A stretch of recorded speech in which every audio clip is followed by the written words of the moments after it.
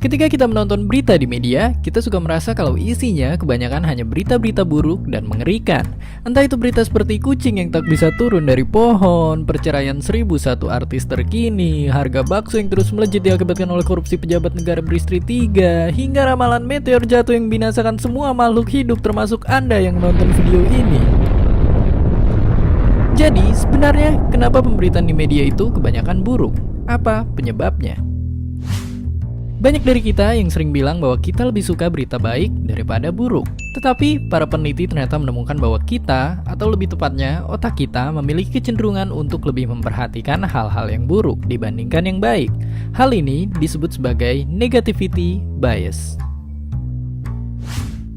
Jadi, para peneliti mengatakan bahwa itu berasal dari awal zaman nenek moyang kita dulu, di mana hal-hal buruk dan berbahaya itu lebih cepat direspon oleh otak kita, karena itu mengancam keselamatan kita. Menurut riset, bagian otak kita yang merespon hal-hal negatif bereaksi lebih sensitif daripada bagian otak kita yang merespon hal-hal positif. Hal itulah yang membuat otak kita hingga sekarang secara insting lebih tertarik memperhatikan berita dan kabar yang buruk, karena otak kita lebih sensitif terhadap hal-hal yang berpotensi membahayakan kita. Di sisi lain, pemberitaan yang buruk juga banyak disebabkan oleh konflik kepentingan.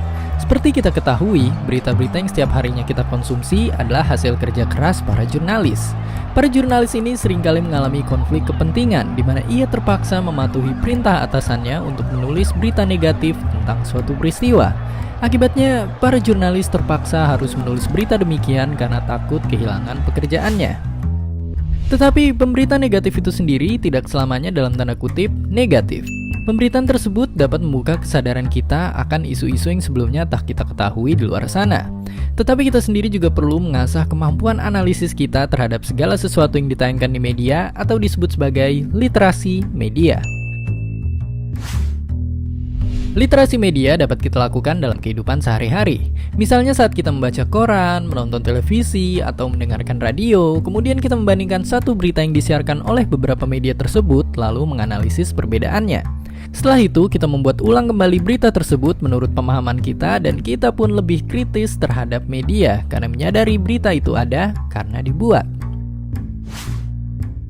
Jadi, setelah menonton video ini, semoga kita tidak lagi hanya menggunakan koran sebagai bungkus gorengan kita, tapi juga mulai kritis dan peduli terhadap berita yang ada. Dan juga menyadari bahwa masih banyak hal-hal baik yang terjadi di luar sana. Dan seperti biasa, terima kasih. Hi, thanks for stopping by our video. Don't forget to comment, like, and subscribe.